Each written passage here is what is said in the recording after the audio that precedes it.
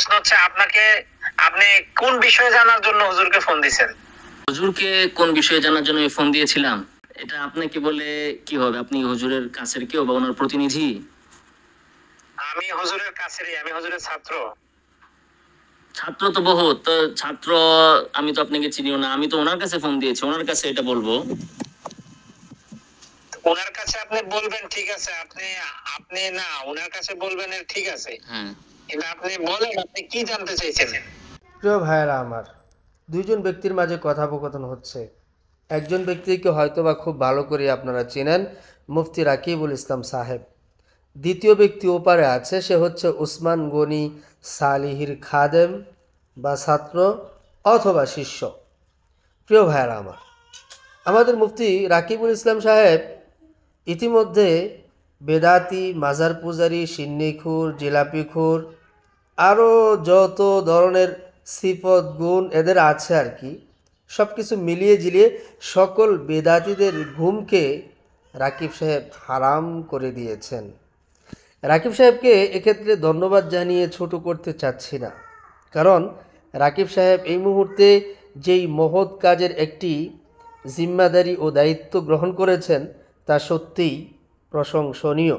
প্রিয় ভাইয়েরা আমার, রাকিব সাহেব নিজের থেকে নিজে কখনো কোনো বেদাতিকে ফোন করেন না, বরং রাকিব সাহেব এই মিশনটি নিয়ে তবে থেকেই কাজ করতে শুরু করেছেন যবে থেকে এনায়েতুল্লাহ আব্বাসী সাহেবের এক চটকা খাদেম, শিক্ষাবঞ্চিত খাদেম, মাসুক নামে পরিচিত সেই ব্যক্তিটি জাতীয় মসজিদের খতিব হজরত মাওলানা মুফতি আব্দুল মালিক সাহেব দামাত বারাকাতুহুমকে নিয়ে কুরুচিপূর্ণ মন্তব্য করেছে। ঠিক তবে থেকেই আমাদের মুফতি রাকিবুল ইসলাম সাহেব এই বেদাতিদের ঘুমকে হারাম করে দিয়েছেন। প্রিয় ভাইরা আমার, যবে থেকে রাকিব সাহেব এক এক করে ভিডিও আপলোড করছেন, ঠিক তবে থেকেই এই বেদাতি কিছু সংখ্যক ব্যক্তিবর্গরা রাকিব সাহেবকে ঘায়েল করার জন্য বা হেনস্থা করার জন্য ফোন করে থাকেন। যখনই ফোন করেন কোনো বেদাতি, তখনই সেই বেদাতি মুহূর্তের মধ্যে ম্যানকে চিপায় পড়ে যান। প্রিয় ভাইয়েরা আমার, যাকে তো এই বিষয়টা নিয়ে পরবর্তীতে উসমান গনি সালিহি নামে একজন ব্যক্তি আছে, জৈনক ব্যক্তি, যে ব্যক্তি এলেম কালাম সম্পর্কে তেমন কোনো ধারণা রাখে না, শিক্ষাগত যোগ্যতা তেমন একটা নেই, এক কথায় বলতে গেলে মাথা মোটা। তো এই উসমান গনি সালিহিকে আমি নিজেও আমার মেসেঞ্জারে নক করেছিলাম যে আমি আপনাকে বলছি ঈদে মিলাদুন নবী এই বাক্যটি হাদিস গ্রন্থ থেকে অথবা কোরআনুল করিমের কোনো একটি আয়াতি কারিমা থেকে আমাকে দেখাতে হবে। লেকিন আল্লাহর বান্দা এই বেদাতি উসমান গনি সালিহি নামক ব্যক্তিটি মুহূর্তের মধ্যে মেসেঞ্জার থেকে উদাও হয়ে যায়। তো এখন এই উসমান গনি সালিহি নামক যেই বেদাতি, সেই বেদাতির খাদেমের সাথে রাকিবুল ইসলাম সাহেবের কথোপকথন হচ্ছে।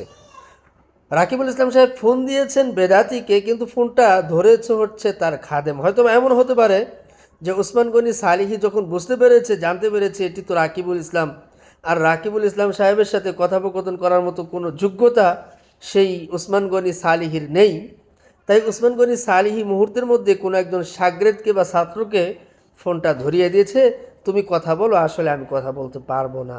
প্রিয় ভাইয়েরা আমার, এই হচ্ছে বেদাতিদের অবস্থা।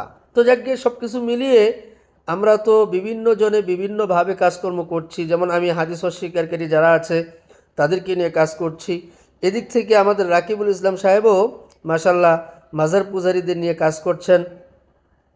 মোট কথা হচ্ছে বাংলাদেশ থেকে যত ধরনের অপসংস্কৃতি আছে, আপনার বেদাতি, কুসংস্কারকারী, হাদিস অস্বীকারী, নাস্তিক, মুরতাদ যত যা আছে, সকলকে দমিয়ে দেওয়ার জন্য এক একজন এক এক মিশন নিয়ে কাজ করছেন।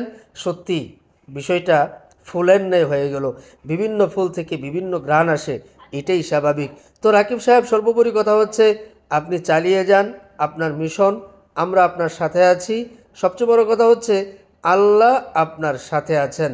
আপনি যখন হক এবং সত্য নিয়ে সামনে এগুচ্ছেন, তখন আপনাকে সেই আয়াতি কারিমা স্মরণ করিয়ে দিচ্ছি, যা আল হক ওয়াজাহাকাল বাতিল ইন্নাল বাতিলা কানা যাহুকা।